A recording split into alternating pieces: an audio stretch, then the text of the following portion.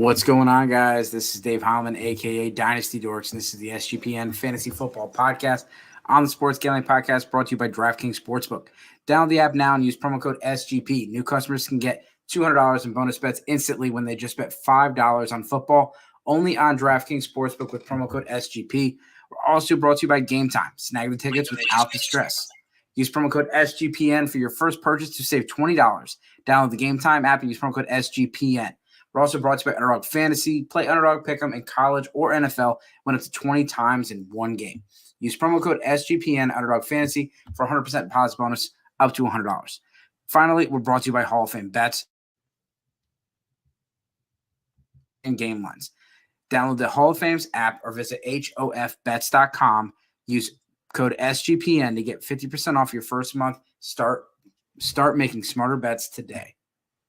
Brad, Week 1 was absolutely insane. It definitely did not disappoint. Did not disappoint. There's a ton of headlines. I'm sure most of them have been covered multiple times. But we're going to go through, just to give everyone a little tip of what's going to happen today. We're going to go through the snap share report. You know, it's one thing to look at the box score, look at the end of the game production. Not everybody was able to catch every game. You say, wow, this guy had a great game. Well, Brad's going to show you what's behind that. Some of the great games were absolutely great games, and there's a lot of data that says this is probably a thing that's going to continue. There's also some guys out there that maybe it's not going to continue, and on a good and a bad thing, because there's the opposite. There's guys that have bad games that are flukes, and guys that, all right, the snap share report says it's probably going to continue. And then I'm going to talk about the Dynasty trade market. Got an article out that came out today talking about some Dynasty trades that are out there, who's on the move, who's being sold, and what their cost is. So, Brad, you can go first. Oh, I get to go first. We're going to talk. Look, first of all, you got to check our shit out at sportsgamblingpodcast.com. So we're going to touch on just a portion of what the articles are that we put out, whether it be my target share report or Dave's report around Dynasty stock. So we're just going to touch a little bit, but I want to go through just a couple facets of this. So the first thing is, hey, there were a few players that were well above expectation. And I want to talk through just a little bit of those because we were high on some of these players, and some of these players we didn't even really talk about. So there's 3 in particular that were top 10 in target share. So I've got a guy at 50% target share. Dave, you know who I'm talking about? He's your boy. 50% of the targets came to him, and he was a rookie. Puka. Zay Flowers. Zay Flowers ended the day with 10 targets, 9 catches for 78 yards. 50% of the target share. So, Dave, if I was to say, hey, what are you in on? Are you in on Zay? Are you out on Zay? Are you trying to sell him high off of this game? What is your perception of Zay Flowers? Yeah, I mean, it's always important to understand that, take lock is real. And so when something like this happens and you're already a fan of a player, you can dig your heels in a little bit. So, there's always an opportunity to sell off of a good game. But I'm not going to just turn around and sell Zay Flowers for a first-round pick when I just paid a first-round pick for him. So if I'm getting an offer for a very good player to move, for Zay Flowers or multiple firsts, but I don't see really any scenario where I'm wanting to trade Zay Flowers. From a rebuilding team, why am I trading a 22, 23-year-old rookie that looks great and is the obvious clear-cut wide receiver 1 on his team? And if I'm a contending team, I just all of a sudden got a rookie that can contribute right away. Yeah, and so there's a couple things to look at here. So one is obviously age, because we're talking about Dynasty fantasy football, right? That's our shtick. The other thing to always think about is, what are the snap shares? So did this player have a huge amount of targets but only play 40% of the snaps? That is not the case with Zay Flowers. So not only did he draw a 50% target share, he was on the field for 82% of the snaps. As a rookie, he's on the field an absolute ton. and played in 2 wide receiver sets over Rashad Bateman. So there's some question around, well, Rashad Bateman, we know, was coming off an injury. So do we expect that to stay the same with Zay Flowers, where he's playing over Rashad Bateman, or do we expect that to kind of filter back into Rashad Bateman? And then the other thing to keep in mind is, look, I get it. He had 10 targets. His ADOT was by far the worst out of the top 10. And by the worst, I mean, it ain't even close. 2.6 yards per ADOT, air yards, or average depth of target. Sorry, not air yards. 2.6 was his average depth of each of those 10 targets. Then you go to number 2. We talked about Puka Nacua. He was at 10. DeAndre Hopkins, 11.3. Tyreek Hill, 15.7. Calvin Ridley, 9. Devontae Adams, 10. Devonta Smith, 10. Like, he was by far the lowest. So does that worry you a little bit from a production perspective for Zay Flowers, or are you comfortable holding? I mean, you kind of already said that, but do you expect that ADOT to stay the same for him right now? You're muted. I expect the ADOT to go up, and I mean, that's extremely low. That's not going to continue. And this is a game where they didn't have to pass the ball a lot. They were ahead the entire game. And so this is not a player that, has any concerns about that, coming out of college. And so, no, I don't think that's going to be a concern. And with the offense, like, this isn't the quarterback doesn't have a strong arm situation. Yep. And so there's a lot to take from with week 1, but I would like to get a lot more data to be able to make like long-term predictions off of it versus just taking one game. Yep, for sure. So let's get into this question before we move to the next player. Look, Arthur Smith did not make any of us Drake London or Kyle Pitts owners feel good about ourselves. And I wish I would have seen this press conference before I made a trade, which we will talk about after this, to see where your head's out from a dynasty perspective. But Chris, hey, we get it, dude. This is a real question. Do you start Drake London going into week 2 over Elijah Moore and Nico Collins, or are you picking one of those other 2? Now, I'll start. So even my love for Elijah Moore, I'm not going to start him in this game against the Pittsburgh Steelers. There's still some things this offense needs to work through. They did not look great. Now, I know there was a little bit of weather concern in that game this week. There was a little bit of rain.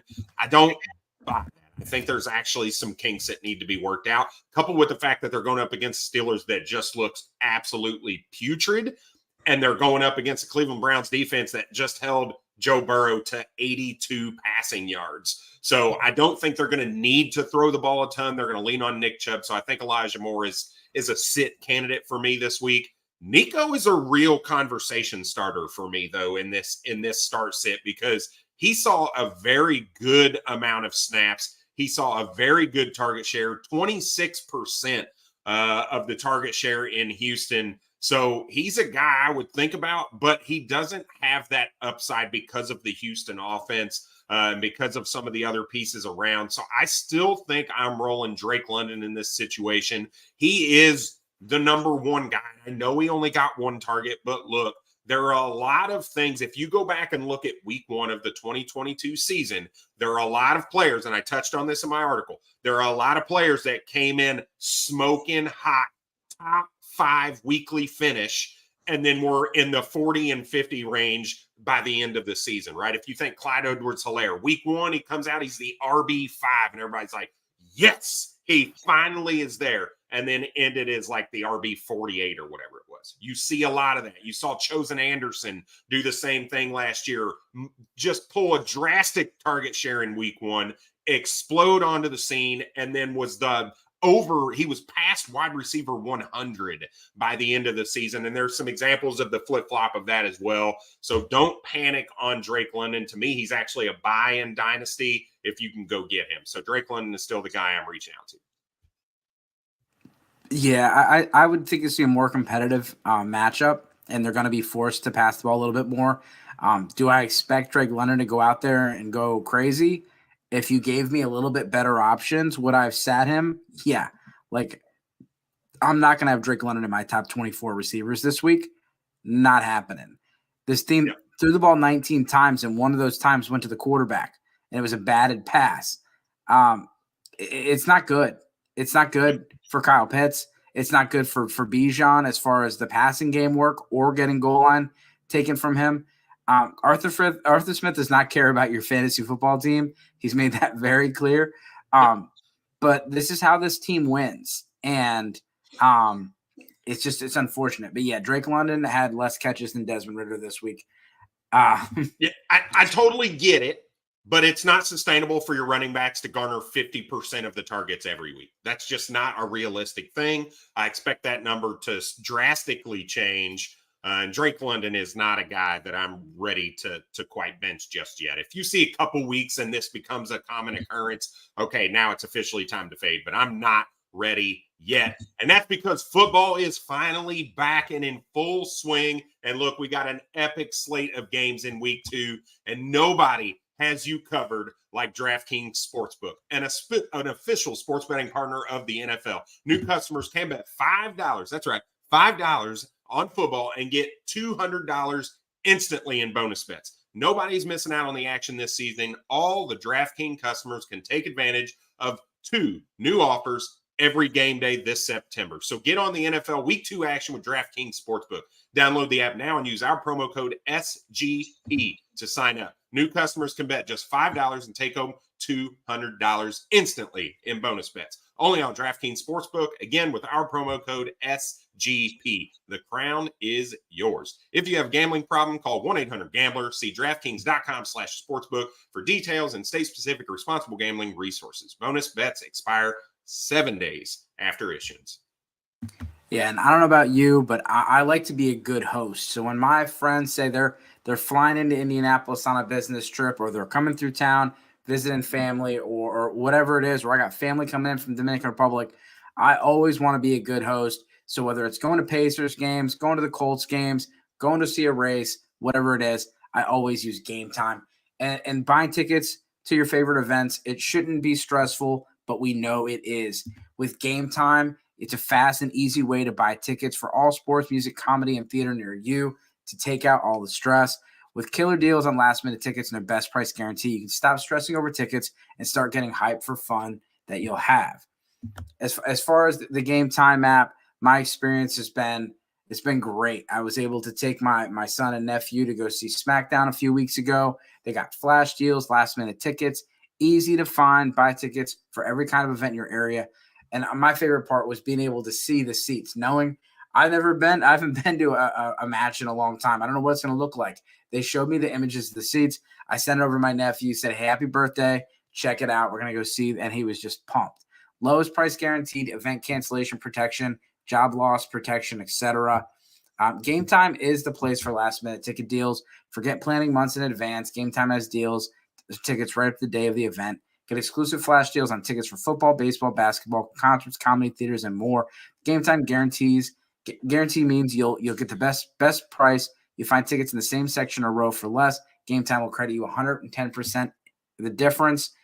Snag the tickets without the stress with Game Time. Download the Game Time app, create an account, and use promo code SGPN for $20 off your first purchase. Terms apply. Again, create an account and redeem code is SGPN for $20 off. Download Game Time today. Last minute tickets, lowest price guaranteed.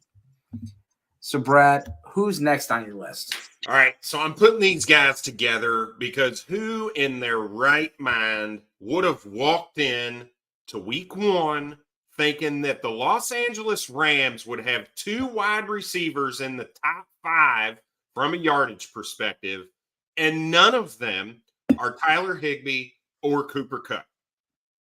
Tutu Atwell and Puka Nacua they balled out this week. You look at Puka Nacua, he pulled a 39% target share. Tutu Atwell with 22% of the target share. These 2 guys Tutu was completely irrelevant. We thought he was a massive bust after they spent high draft capital on him last year. We saw Puka Nacua go late in the draft, and Dave, I know you were pretty high on Puka all through the offseason, even in the draft. But look, did we expect 22 targets going to these 2 guys in week 1 with a combined 238 yards? it's crazy to me. So, Dave, is this real, or are you trying to sell a little high at this point? Yeah, I'm probably going to sell a little high. And, again, I don't want to fall into the trap of this is what I believed. It didn't happen, and I'm going to stick to my take. But what I need to see is I got to see it again. So immediately Monday morning, I got an offer in my inbox, Matthew Stafford for a first-round pick and a super flex. Well, actually, it was Tuesday morning after my Aaron Rodgers, tore his Achilles. So I'm like, dude, don't try to take advantage of me. Matthew Stafford did look good. He's always got a soft spot in my heart, but he looks really good to get 14 points. And Seattle is not San Francisco. I want to see him do it against San Francisco. I'm still not going to pay a first, but I might. I thought that was the other way around. I thought somebody offered you a first for him. I'm like, smash that deal. Oh no, he would have been gone. I would have sent a fruit basket. They offered me Matthew Stafford for a first round pick because I had Aaron Rodgers go down. So the offensive line was a surprise. They were really good. They did not let up a single sack. Really impressive, and that's going to be the key. But they got the San Francisco 49ers this week, and we saw what they did to Pittsburgh. I'm not expecting the same kind of thing to go on. So, yeah, I'm going to sell high. I ran a Puka Nacua price check. People, of course, they're jerks on the internet. So people didn't like the fact that I started out really high on the early first. So people voted for Puka over an early first, about 500 people, because they wanted to make a point or just troll the poll. But at the end of the day, the real results showed that he's going for about a second. And I checked the trade finder, and that's about where he's going. If you can get a little more, this guy was a 4th round pick. You're getting him for a second, so you're already getting profit.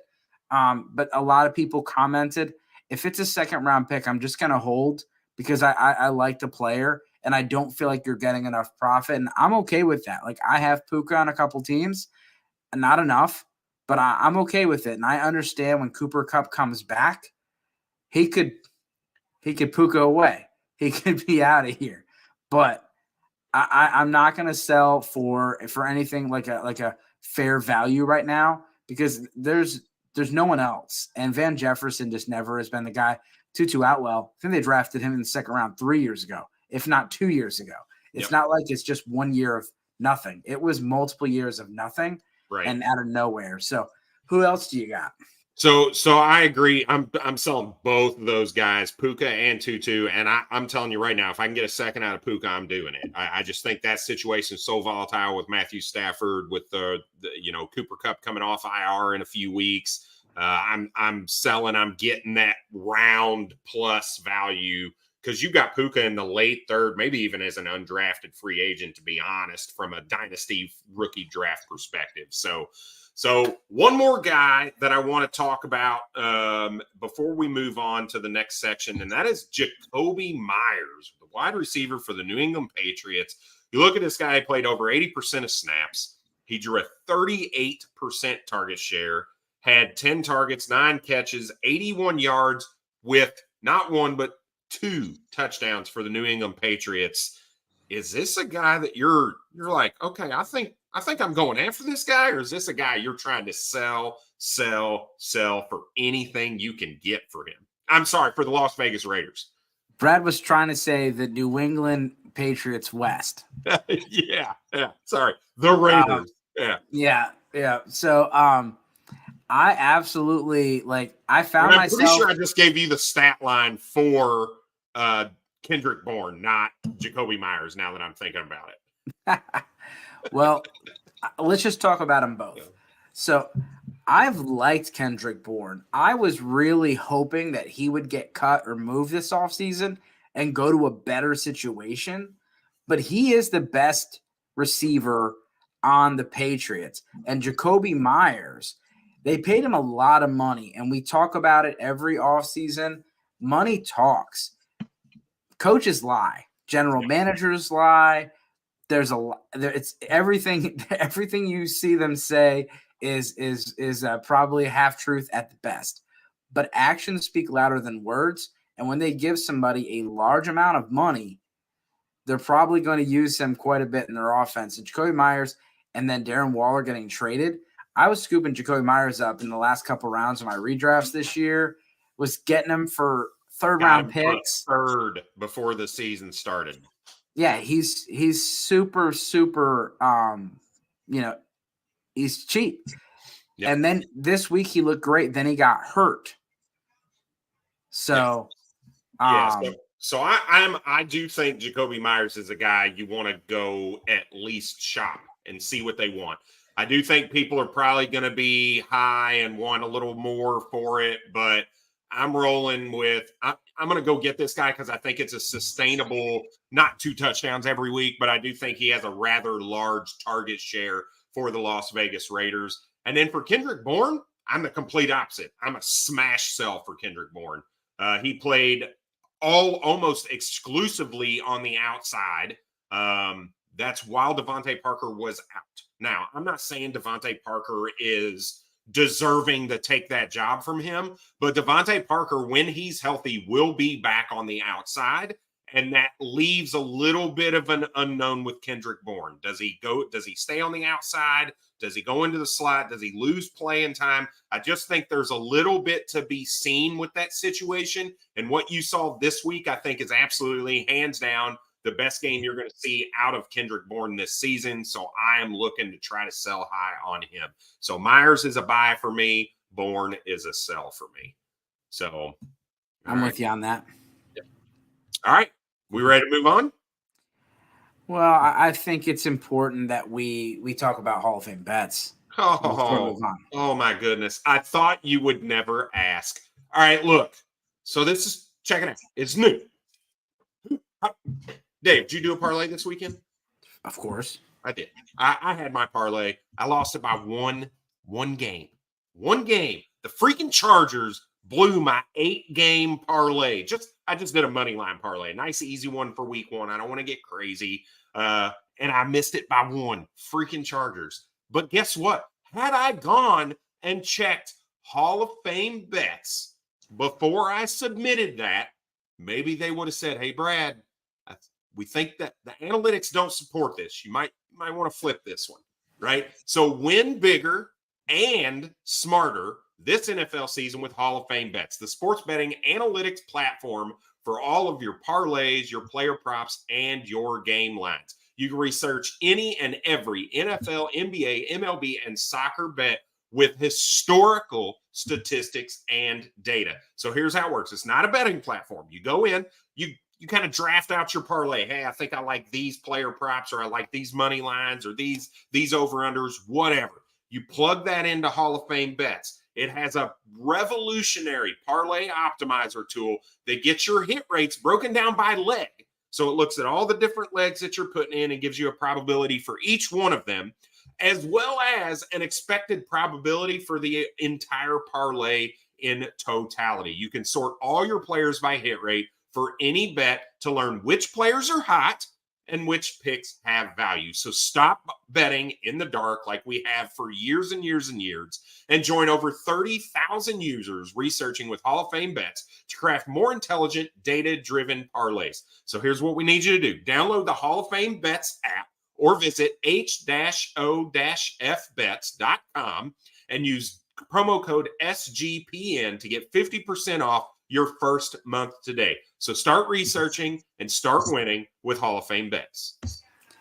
And don't forget about our friends over at Underdog Fantasy, my favorite place to play. Underdog Fantasy has a way to play alongside your favorite NFL team all season long with their Fantasy Pick'em game. I love these island games, these Thursday night games, Sunday night games. You do the Pick'em. If you only got a couple players in your fantasy football lineup, now you got more skin in the game. You pick between 2 to 5 players, select whether they'll go higher or lower on one of their stats, and then what you'll usually do in your on Sundays, watching all the games, and you can win up to 20 times your money in a single game by just all 5 of your props hitting. It's a fantasy game, but you can win real money. As far as underdog picks that I like this week, give me all of the unders for Kirk Cousins on Thursday. Yes. That offensive line doesn't stand a chance with 2 injured players, possibly 2 starters gone. against the Philadelphia Eagles and it's prime time Kirk Cousins, I'm going to take the unders on everything, not the under, the lower on everything Kirk Cousins. And I'm very concerned about Alexander Madison rushing and Justin Jefferson. It's going to be a bloodbath. So go download the Underdog Fantasy app. When you sign up, use promo code SGPN. The Underdog will double your first deposit up to $100. That's Underdog Fantasy, promo code SGPN. So, Brad, let's talk about the stock market. Let's talk about who are the most popular trades, who's on the move, and who is going to be the most traded players, and who are the what's the cost. So the most traded players in the last 24 hours: Kyron Williams, Sky Moore, Dalvin Cook, Tank Dell, and J.K. Dobbins. Out of that list, anyone you're interested in buying? No. In the next 48 hours. I'm moving all of them. I don't want Sky Moore is actually, let me rephrase that. Sky Moore's a hold because you ain't getting shit for him. Like all those other guys, I'm looking to try to get what I can. Kyron Williams, there is no way I'm trusting the Los Angeles Rams backfield at all. Zach Wilson. Nope. Baker Mayfield. Nope. CJ Stroud. If I need a third quarterback in a Superflex Dynasty league, I might be interested in Baker Mayfield. Okay. And I can see that. I would sell Baker if I had the opportunity, just because I've missed the opportunity to sell Baker before and had to hold the bag the rest of the year. Nice. And then, okay. So, all right. So I wanted to talk about some guys that I thought the stock was up after this week. And so I didn't get to watch every game like I usually do. I had DirecTV, had the 8 games going on. I could at least watch everything. YouTube TV only can do 4 at a time. That really annoyed me. So I missed a little bit more than I usually did, but they have these key play recaps, and they're really good. A guy that I was impressed by, and I think the stock is up on, is Jordan Love. I know it's the Chicago Bears, but what I like to see from a quarterback, I like to see poise, good decision-making, and what are they doing on 3rd and 4th down? This guy was absolutely electric on 3rd and 4th down. He was 11 for 14, 151 yards, and 2 touchdowns. And he looked poised. They had a play at the end of the game. The play broke down. The snap was a bad snap from the center. Ball hits the ground. Love picks it up, rolls to the right, has to mess with the ball a little bit, was cool as a cucumber, and then throws a dime to the left to Luke Musgrave, who was wide open on the broken play. Do I think that's going to happen every single week? No, because they're not playing the Bears every single week. But I thought the game looked a lot slower for him, and anyone that watched the game, I think, came away a little impressed. Some of the trades for Jordan Love, and you could move him on this. You can move him on this if you're not a believer. Jordan Love for a 24 first, 24 second. Would you do that? For a first and a second? No. So I think you'll find I'm a little bit lower based on some of the background analytics. So no, I'm not moving. I'm not taking a first, or I'm not giving a first and a second for Jordan Love. I want the first and the second. Would you? Yeah, I'm saying, would you sell him for that? Oh, absolutely. Yeah, absolutely. And so the second was a 24 and a 24 and a 25th, 24 first, 25th second. Yeah. Yep. The next guy stock up on Tua. And so I threw this one out on Reddit, and the first comment I got was, without the concussion last year, how far apart are Tua and Joe Burrow? And it's a discussion. He said, Joe Burrow has not necessarily had a clean bill of health, and it feels like everyone really loves Joe Burrow and really hates Tua. And my comment was, I think it's a fair point to make, but this is not an apples to apples comparison. Joe Burrow got an ACL injury 2 years ago.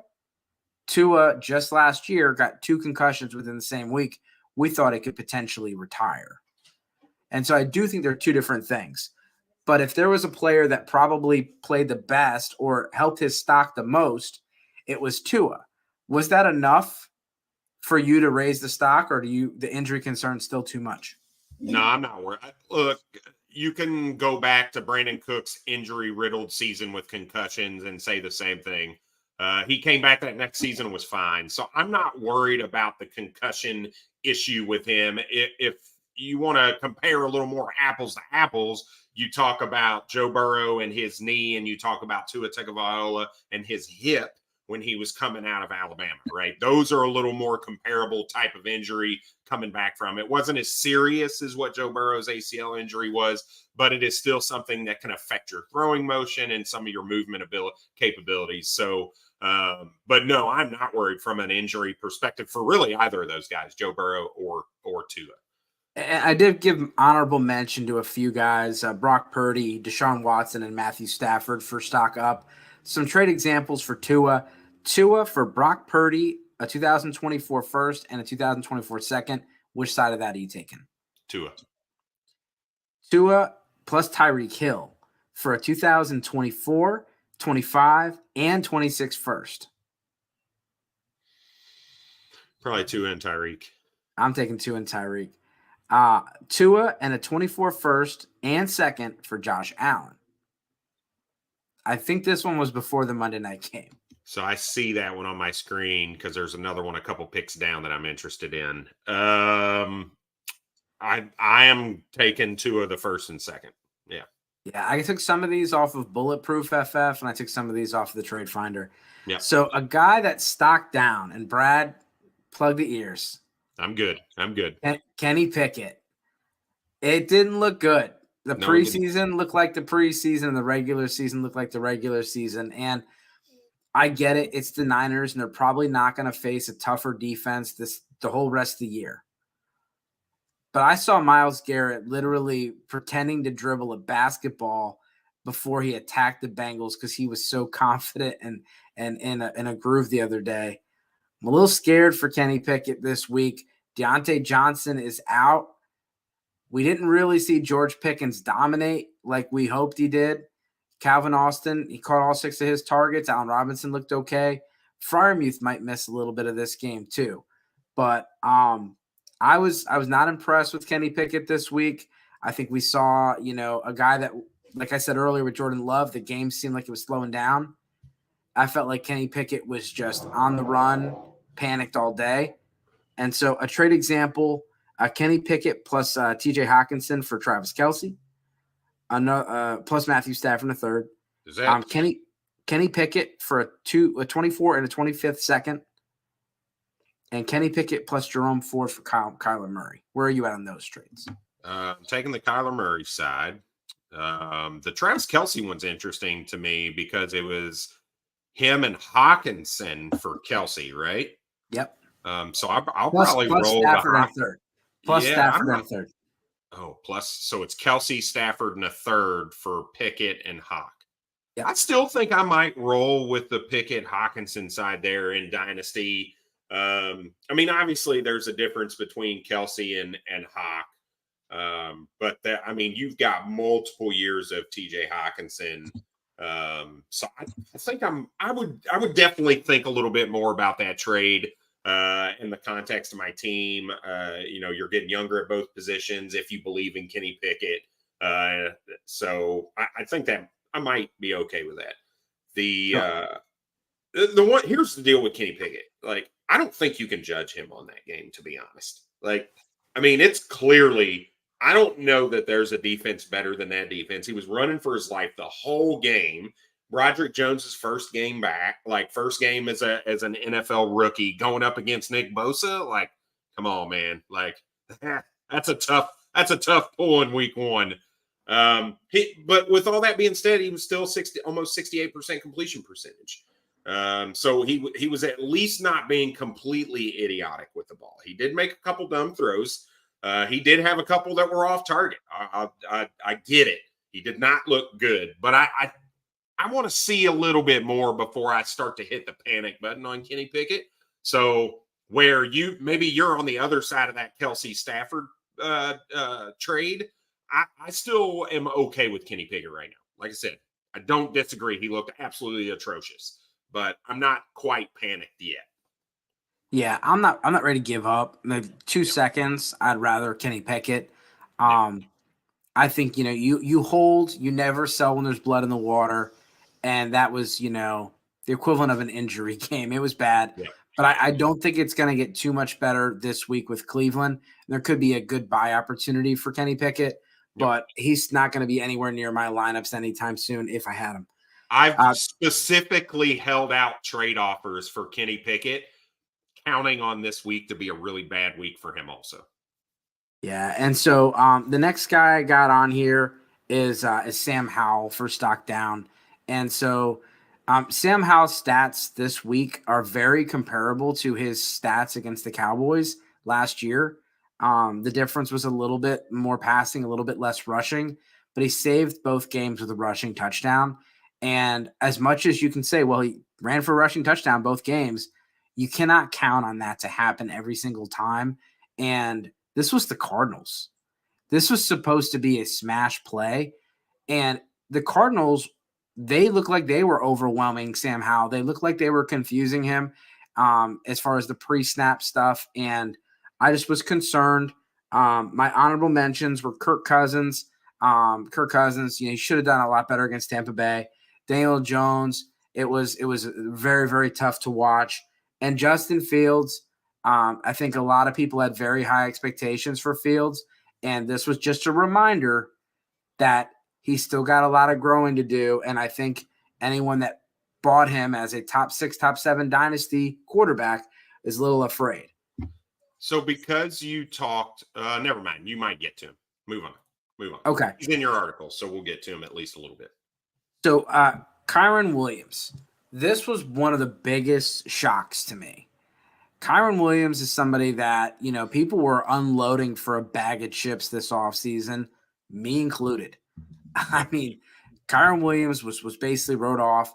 You had Zach Evans come in there. We, had some potential of some other running backs, but it seemed like Cam Akers was really going to take a hold of this thing and go with it. And I don't know if you watched the game, but the box score will lie to you if you go and look at it. And so, and I had someone try to play me on this and think that I don't pay attention or something. I don't know. But Cam Akers had more carries because Cam Akers was grinding it out at the end of the game, and he got that last minute touchdown. So you could use that and try to unload him. But Kyren Williams was the starting running back for the Los Angeles Rams, and it was very clear. And he looked good. He looked better than Cam Akers. And so he's someone that I tried to pick up in a lot of my leagues. I was unsuccessful on picking up any Kyren Williams shares, but yeah, he looked good. 35% of the snaps. That's all Cam Akers got. 35%. And that's with virtually every snap at the end of the game because of the fact that they were leading and wanted to give him, let him pound it out. Kyren Williams was the clear receiving back, the clear 65. The rest of the snaps went to him, 65%. They didn't play anybody else. Zach Evans was a healthy scratch, which I was disappointed. But,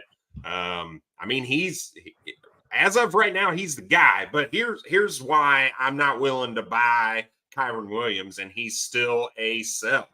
Look, this dude, have we noticed the running back landscape for the Los Angeles Rams over the last couple seasons? It's, I hate this guy. Oh, I love this guy. Oh, I hate this guy. Oh, let me give him 30 carries in the next game and 100 yards. Like, it is it's almost as bad as the New England Patriots backfield of yesteryear where you just don't know.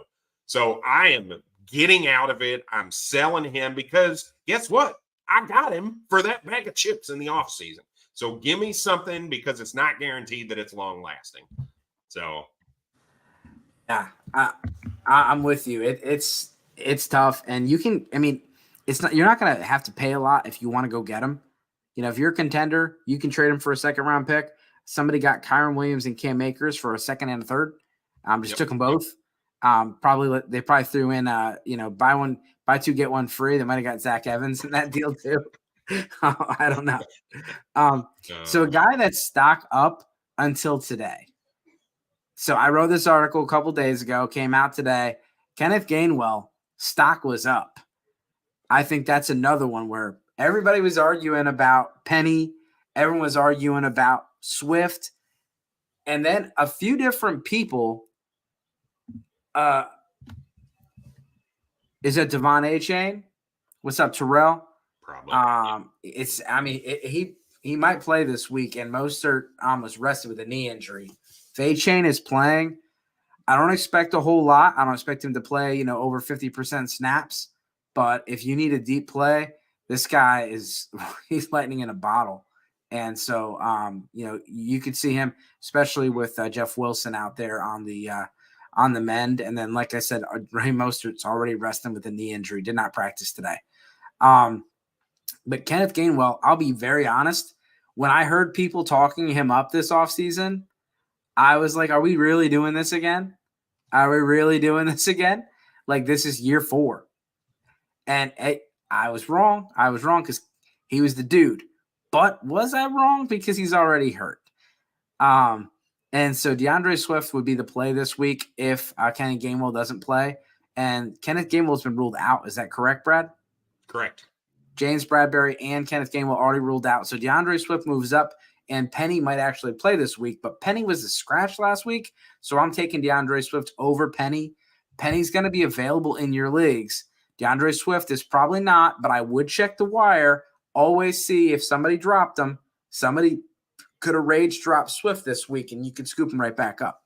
Yeah, in Dynasty, there's a couple interesting. I would smash this, but I have clearly an unfiltered love for DeAndre Swift, even after he saw 29% of the carry or 29% of the snaps and 3 opportunities the whole game. DeAndre Swift or Zach Wilson? Would you trade Zach Wilson for DeAndre Swift? DeAndre Swift. That's right, but that's where he's at. Like, if that's the trade, I'm taking Swift all day. All day. DeAndre Swift or Elijah Mitchell? Now it gets a little bit more interesting. But where are we at here? That's where we're at. It's bad. Yeah, right? So, I mean, and that one, you know what? If I had CMC, I'd probably take Elijah Mitchell.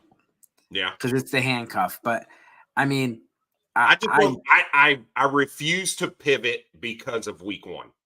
I'm not going to pivot off Swift just because he saw 29% of the snaps. I'm worried. Don't get me wrong. But I'm not pivoting my rankings for the year yet. I want to see a little bit more.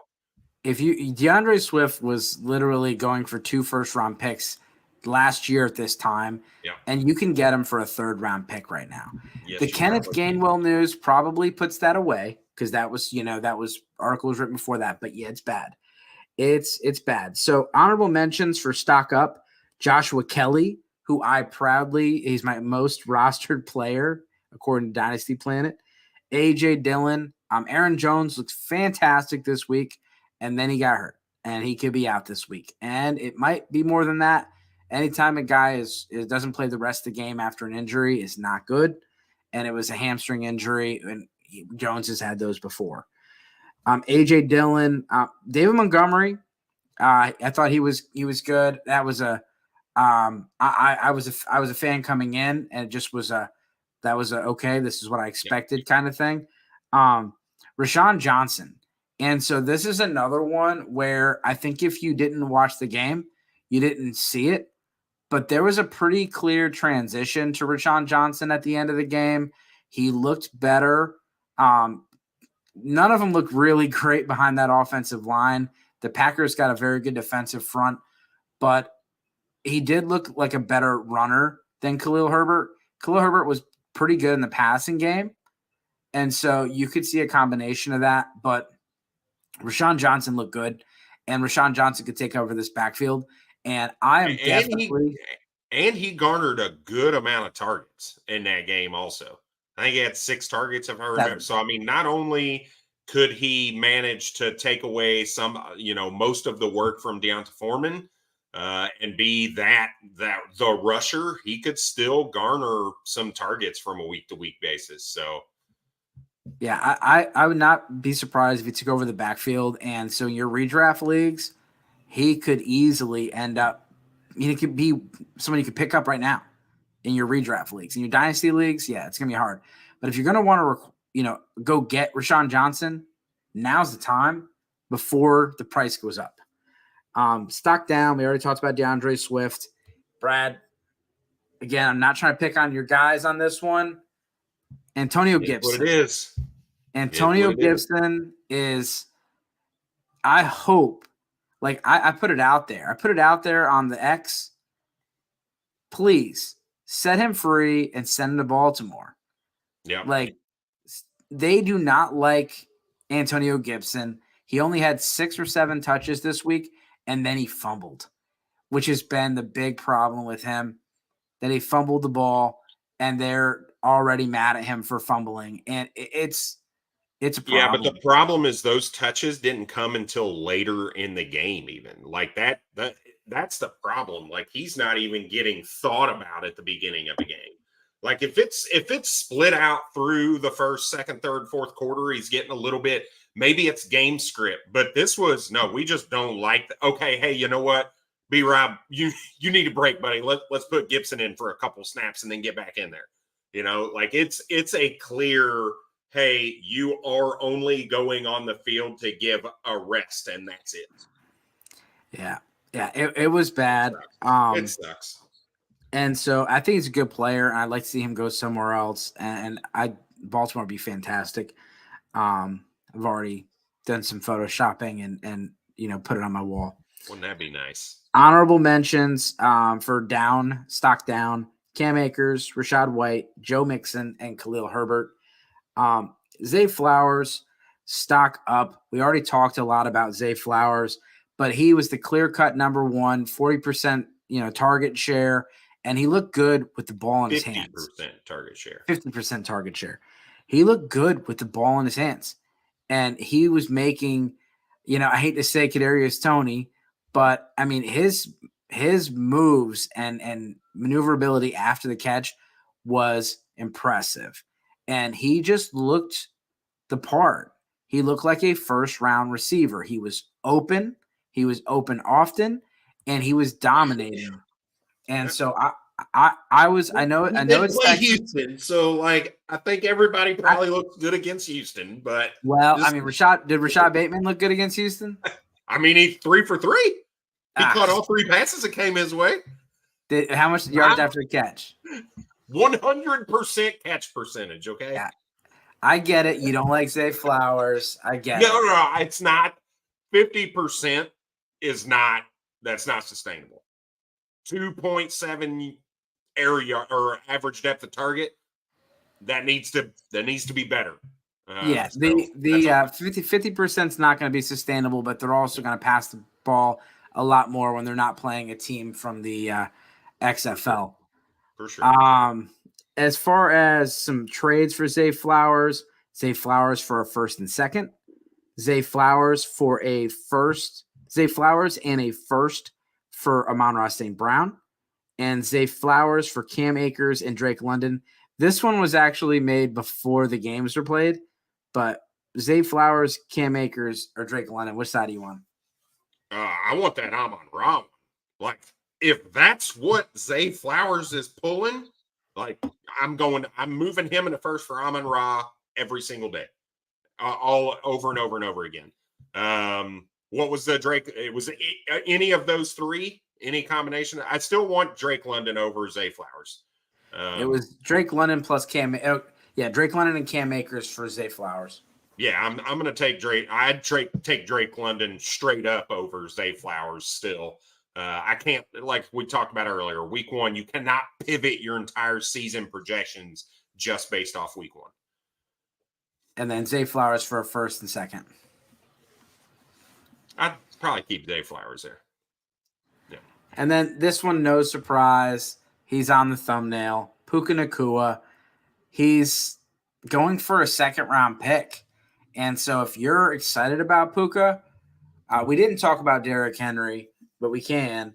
As far as Puka, you're basically getting him for a second-round pick, a mid or early second-round pick. I think anyone that asks for a first is a little crazy. But I probably wouldn't trade him for a single second. I'd probably want 2 seconds or want something else. He looked that good, and he is literally the hotness right now. Like, he is Hansel.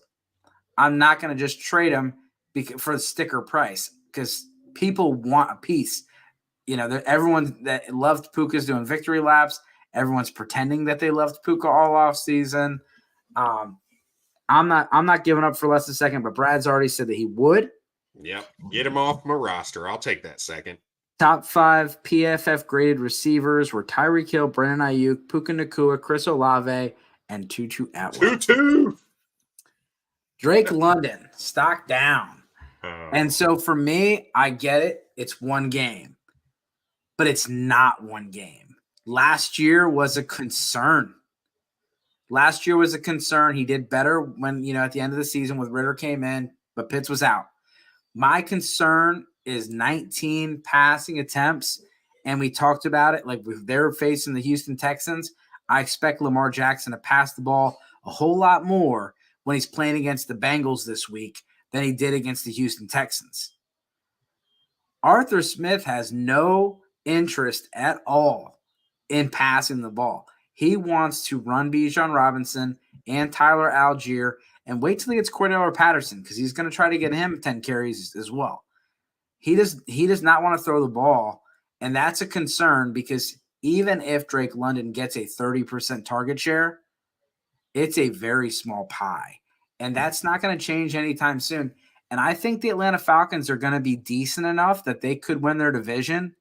And then what are they going to do at quarterback? They're going to stick with Ritter. Like, I'm very concerned about Drake London's next, like his rookie contract. He could be the next guy that we talk about. We're like, man, I wish this guy had a quarterback or a different situation. And that's where I'm at. Can't do it yet. He was one of the guys that I had kind of earmarked as, hey, let's talk trade targets. Is he a guy you're going to buy? Is he a guy you're trying to sell? Is he a guy you're holding? What are you willing to take for him? And I mean, I did everything I could to try to get a hold of him in Dynasty League. So maybe I'm crazy here, but after that 0 for 1, I moved Chris Godwin for Drake London straight up. Is that a move you're willing to make? Because it sounds like you're significantly more concerned about Drake London than I am. But would you move Chris Godwin for him right now? I mean, you get the age, but again, like, they're really close. I'd have to look at my rankings and see where I'm at. But how about Jahan Dotson? I got London over Dotson. Like, that's where I'm at. I've got Dotson in a couple places. I'm really high on Dotson, but I'm also high on Drake London. And if I can move these guys to continue to increase value, I'm going to do that. Drake London is still a high-end first-round wide receiver. He's going to pull that name value, even if you start to worry a little bit. I think he's a smash buy right now. One target is not realistic in the long term. That game script, like I said, 50% of the targets go into the running back. Okay, yeah, I get it. We don't like the passing volume, 22 attempts. That's not great. However, 22 attempts with 11 or 12 going to the running back, that's not going to happen every week. I get it. They're going to run the ball. They're not going to throw the ball a lot. But outside of Drake London and Kyle Pitts, there is no real target competition outside of Bijan. So I see that starting to level out a little bit, and I'm going to buy before it does start. So, yeah, and not that I'm completely out on Drake London. I'm not going to give him away, but like, I think Chris Godwin's a good player, and I think Chris Godwin's game is something that can translate no matter what the quarterback is. He's just one of those guys. Like, I like players that can get open, and I like guys that play close to the line of scrimmage, especially in PPR. I mean, Drake London gets open all the time. Does he? I mean, he does. He might not get the ball thrown to him, but he gets open all the time right now. Well, I need to see more. I need to see more targets than one. Yep, I get it. One go his way. So Jamie's got Puka as a discount, Jarvis Landry. I think he's more of a Robert Woods type. With London's situation can change.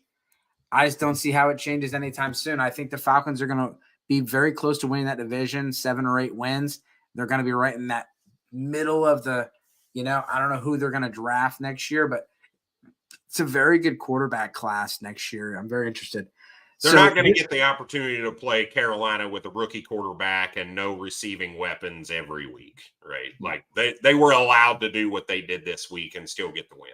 So this is a guy that I think I'm definitely out on. And so I thought because money talks that this guy would actually be able to sustain some value. And I heard rumors that in two receiver sets that Christian Kirk was on the sideline. And I was like, well, they paid him all that money. I don't really see Zay Jones doing it. And ironically, I was a Zay Jones guy from the start. When we went to the draft, I had a bet with my buddy.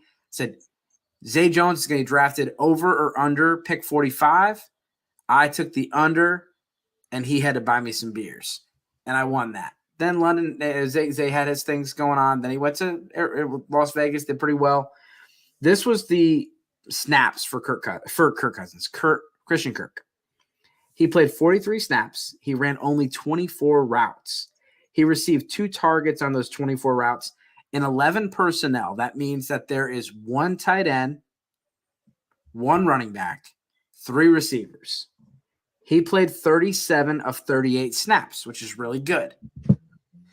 But in 12 or 22 personnel, meaning 2 tight ends, 2 running backs, or 1 tight end, 2 running backs, he played on 6 of 12 snaps.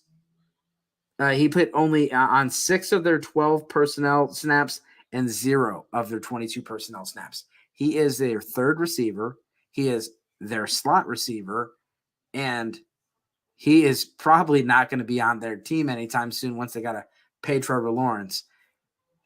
It's a problem. Zay Jones, increase. Christian Kirk, decrease. You can't sell him right now, but you cannot play him in your lineup.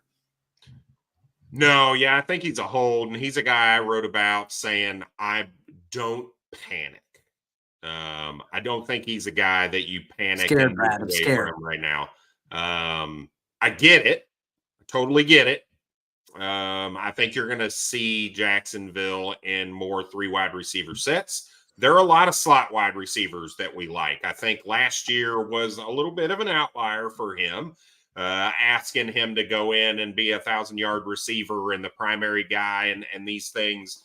And we knew this was going to happen. Like in hindsight, if you bought him, you should have bought him on the cheap because they added Calvin Ridley and they still had Zay Jones. And if you had him, you tried to sell him before the season started. Like, this should not be a surprise that Christian Kirk is a slot wide receiver.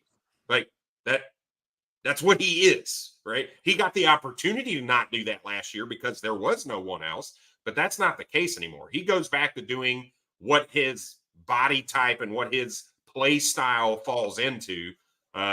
This is not going to be every week for Christian Kirk. Now, when he does have a big game, it is probably time to be like, see, Christian Kirk is back. It's week 1, don't even think about it, and then you move on. But now is not the time to move away from Christian Kirk because people are going to look at it and be like, really? One catch? That's what you're trying to sell me right now? So I don't panic sell right now. Wait until he has a good game and then be able to use that narrative of 1,000-yard receiver last year. The offense is changing. Christian, they're trying to figure out what to do with Calvin Ridley and how they can coexist and then do it. So, yep. And so, we've been saying it the whole show. Don't base everything off of week 1. Don't panic off week 1. But your league mates will. And so take advantage of that. yep. I put in the article, don't go and make a bunch of rash decisions based off week 1. But also don't just sit still and let other people make moves. You can take advantage of the market. You can take advantage of your league mates. You can buy low on people. You can sell high on people. Just make sure that you're making some calculated moves and not just making rage moves because you're mad at somebody or getting super excited about Puka Nacua and sending a first over for him because you're going to end up regretting those things. Yep. A couple more honorable mentions for stock down before we do the tight ends. We'll get to your Najee Harris in a second, Kyle.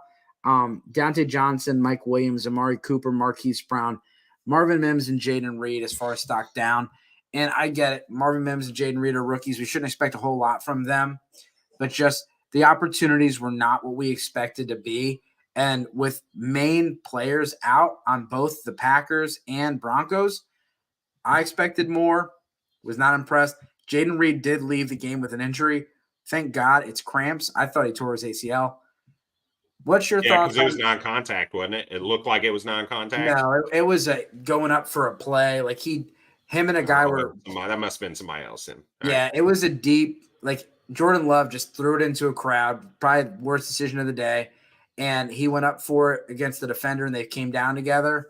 But he left on cramps. But I definitely thought he had put no weight on that leg. I thought it was ACL. So thoughts on Najee Harris? I'm a little higher on Najee, I believe, than Brad. Brad, what are your thoughts on Najee Harris? Look, there is no reason to put your team at risk in that game. I mean, that game got out of hand really fast.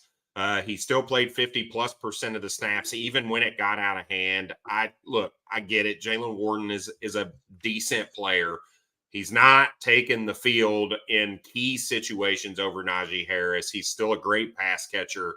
This week, and unfortunately, probably next week, is going to be a tough go for just Pittsburgh in general.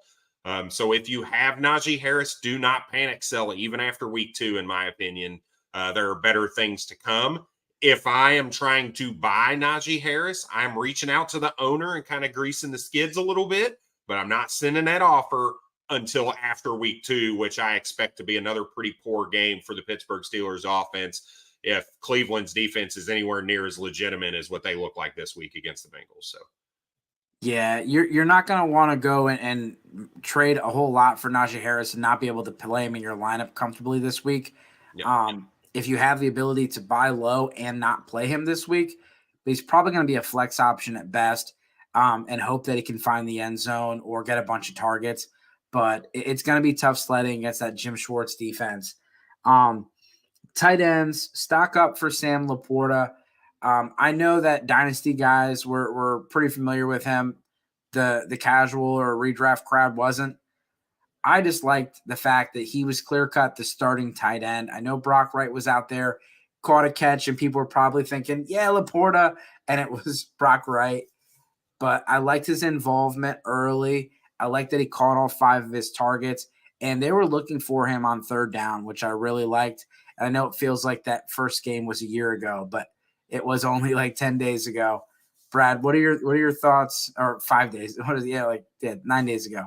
What are your thoughts about Jahmyr Gibbs? Sam Laporta. I love it. He was my tight end 2 coming into the off season, and then Dalton Kincaid kind of jumped over him a little bit. He ended up being my number 3, and I think his opportunity is ripe for the taking there, especially with Jamison Williams being out. There's really no options behind Amon-Ra St. Brown, and he proved that, hey, I'm ready to be on the field. So I expect to see his snap, that situation between the tight ends and who's playing snaps and who's getting targets to kind of change a little bit for the Detroit Lions, and see Sam Laporta instead of Brock Wright getting some targets that really just kind of lanes and ends up with Sam Laporta the entirety of the time. I mean, even with Brock Wright on the field, he still garnered 17% of the targets. So that's really nice for a tight end, a rookie tight end in their first game in the NFL against a team like the Kansas City Chiefs. So to see him get playing time in a critical game like that against the defending champs, that speaks volumes to me. And we know Dan Campbell does not give a shit what your draft capital is, what year you are in the league. What matters is the effort on the field and whether or not you can produce. And it looks like his effort's there and that he was able to produce as well, catching all 5 of the targets that were thrown his way. So I expect to see a little bit more out of Sam Laporta moving forward. And so a guy that we really talked about this offseason, and Brad, you loved him, Hayden Hurst. So ECR was super down on Hurst, redraft and Dynasty. With all the injuries, it really, like, everyone was looking at Higbee, and we should have been looking at Hurst. And so Hurst, yeah, you're not going to go sell him for a whole lot, but you could sell Hurst off of this game. You could also actually think about starting him in your lineup because him and Bryce Young obviously have a connection. We've seen the Frank Reich offense be very tight end friendly. I know he is not the play caller. I think it's Thomas Brown from the Rams, but this definitely is something that I think sticks. Hayden Hurst is probably not going to be a top 5 tight end every week, but I think he's a lot better than the 28th, 29th tight end that he was ranked during draft season. 100%. He was in I believe, the top 15 for me coming into this season. Obviously, tight end 3 or whatever he was this week, or where's he at? Yeah, he's like tight end 2 or 3 this week. That's not realistic, I don't believe, for long term. But look, we talked about him in as a playable tight end with the Cincinnati Bengals last year, because he had just a really nice, solid floor. And to be honest, that's what you need from your tight ends. If you don't have any of these high-end tight ends, you need a nice floor, because once they have the floor, all they need is a touchdown to be in the top 8. There was nobody in the top 10 outside of Pat Freiermuth that had a touchdown and was not a top 10 tight end this week. None. Yeah. Pat Freiermuth was the only tight end to catch a touchdown and not be in the top 10. That's it. So if you get if there's a touchdown, that's game out. So that's why I like, hey, if I'm going to the waiver wire, I'm looking for guys who give me a nice floor, because really all of them have a touchdown upside. So who can give me a touchdown? And then it vaults me into the top 10. I think Hayden Hurst is a guy that's going to continue to see some targets. Maybe as Jonathan Mingo acclimates to the game, he starts to see more and more, and Hurst is not the number 1 target on that team. But I do think he's going to continue to see a healthy portion of targets. Yeah, and so the stock down guys, I got Gerald Everett and Greg D. Greg D missed part of the game hurt, but it did seem like Troutman was the starter. Troutman did start the game. And for Gerald Everett, he missed he had 0 red zone targets, while Donald Parham had 2. And so Everett really struggled in a high-scoring game. You would expect him to at least give you some production. And the fact that he didn't in a high-scoring game is very concerning in this new offense, where a lot of rushing in this Kellen Moore offense, but also the passes were pretty funneled towards the receivers. And then Parham was very involved. Brad, anything else before we get out of here? No, that tight end landscape was the last thing I wanted to kind of touch base on. Is you look at the guys in the top 10 this week. It was brutal. Hayden Hurst, Hunter Henry, Donald Parham, Blake Bell, Harrison Bryant, Adam Troutman, Logan Thomas. I don't think any of these guys outside of Hurst were in the top 10 of my rankings this week. And yet there's all of them. None of those guys. Don't panic. It just lets you know, hey, if you don't have a top end guy, just flip and swap and move guys in from week to week. Yeah, I if I remember that list correctly, I will comfortably bet you that none of those guys are top 10 at the end of the season. Exactly. Yeah. What can you get for Troutman? Probably about a 4th round pick. Pretty much nothing. Anything you can get. Appreciate you, Jamie. Appreciate everyone that checked us out. As always, good luck this season. Later.